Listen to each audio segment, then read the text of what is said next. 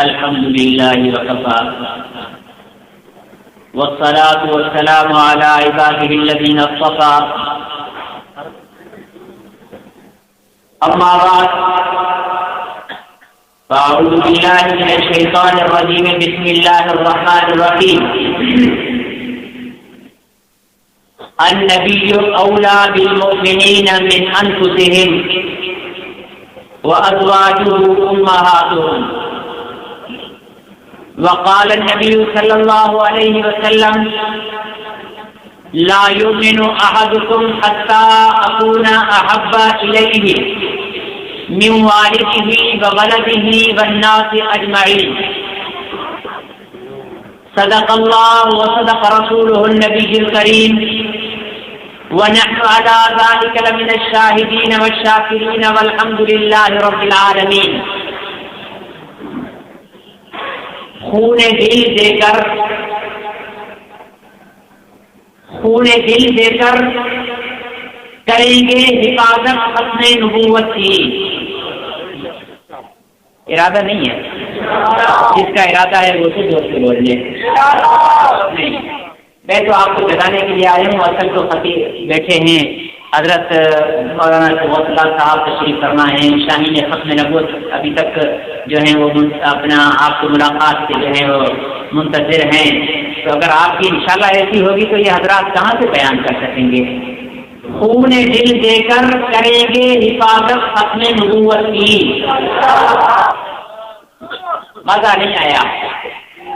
خون دل دے کر کریں گے حفاظت ختم نبوت کی.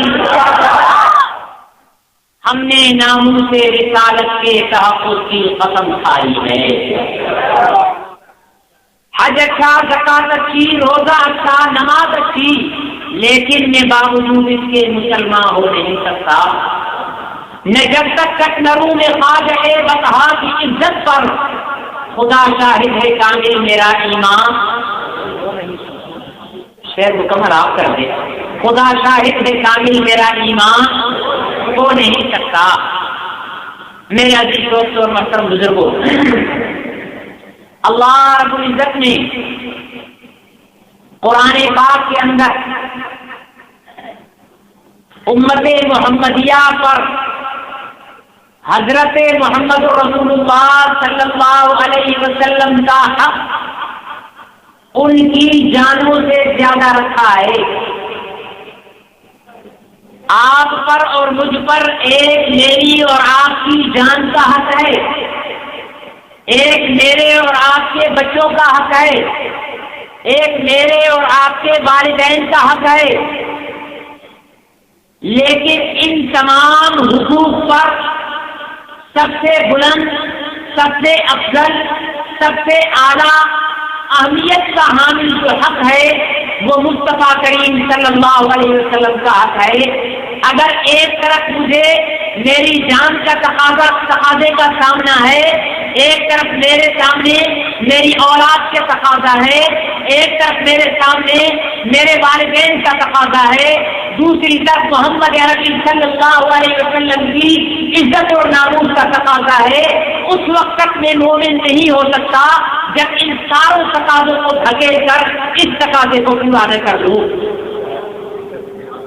یہ میں نہیں کہتا، اللہ نے فرمایا النبی اولا بالمؤمنین من انفسہم. آج ہم خوش ہوتے ہیں کہ جی اللہ کا فضل ہے 5 ٹائم کی نماز پڑھ لیتا ہوں، تسبیحات پوری ہے میری، درود شریف کی 101 تکبیر روزانہ پڑھ لیتا ہوں، 12 قرآن شریف کی جو ہے وہ تلاوت کر لیتا ہوں. اور میرے بھائی اور 5 وقت کے نمازی اور تسبیح پڑھنے والے میرے بھائی، قرآن روزانہ 12 قرآن کا تلاوت کرنے والے، ذرا 14 سال پہلے چلے جب صحابہ اکرام حضور اکرم صلی اللہ علیہ وسلم کے سامنے بیٹھے ہوئے تھے. اس وقت حضور اکرم صلی اللہ علیہ وسلم نے فرمایا لا یؤمن احدکم، تم میں سے اس وقت تک کوئی بھی ایک شخص مومن نہیں ہو سکتا. جب حضور اکرم صلی اللہ علیہ وسلم نے لفظ تم استعمال فرمایا، احدکم استعمال فرمایا، تو وہ تم کون تھے؟ بولو وہ کون تھے؟ فرمایا تم میں سے ابو بکر، عمر، عثمان، علی، طلحہ، زبیر، معاویہ، عبد الرحمن بن عوف، صحابہ اکرام موجود ہیں. ان سے فرما رہے ہیں کہ تم میں سے کوئی بھی اس وقت تک مومن نہیں ہو سکتا. یہ اگلی تو بات ہم نے نکال لی ہے امت کو ذرا فکر سے بچانے کے لیے. یہ کامل مومن نہیں ہو سکتا. یہ کامل کی شرط حضور اکرم صلی اللہ علیہ وسلم نے اس وقت نہیں لگائی.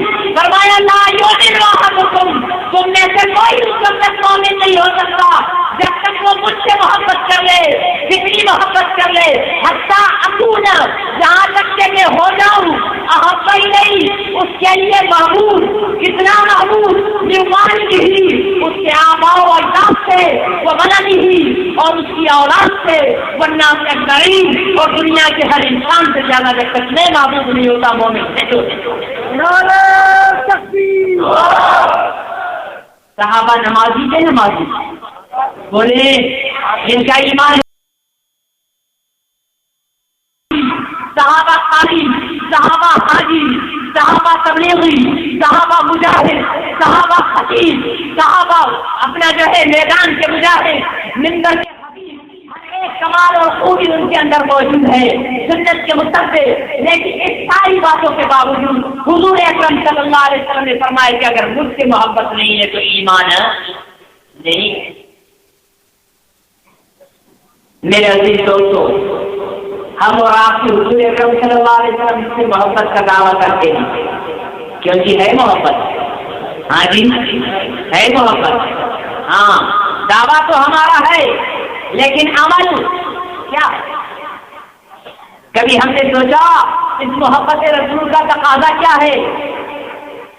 اور کیوں نہ ہو اس رسول سے محبت جس نے 23 سال اس امت کے لیے پل پل رو کر گزارا ہے. 23 سال کم نہیں ہوتے. نبوت ملنے سے لے کر اس دنیا میں رخصت ہونے تک لمحہ لمحہ آپ کی اور میری فکر کے اندر گزارا. پھر ہم ان سے محبت کیوں نہ کریں؟ ایک حدیث یاد آ گئی. حضور اکرم صلی اللہ علیہ وسلم کے صحابی ہیں حضرت انس، فرماتے ہیں کہ حضور اکرم صلی اللہ علیہ وسلم کے بعد ایک دن حضرت جبرائیل آئے اس حال میں کہ حضرت جبرائیل کے چہرے پر خوف کے آثار تھے. حضور اکرم صلی اللہ علیہ وسلم نے پوچھا جبرائیل خیر ہے، ڈرے ہوئے ہو، سہمے ہوئے ہو، کیا مسئلہ ہے؟ عرض کیا کہ یا رسول اللہ صلی اللہ علیہ وسلم میں جہنم دیکھ کے آ رہا ہوں. حضور طویل حدیث ہے، میں جو نقطے کی بات بیان کرنا چاہتا ہوں صرف وہ بیان کروں گا. اللہ تعالیٰ کبھی بے شمار فرمائے. حضور نے فرمایا کہ جبرائیل بتاؤ ذرا جہنم کیسی ہے؟ آقا جہنم کے 7 طبقے ہیں.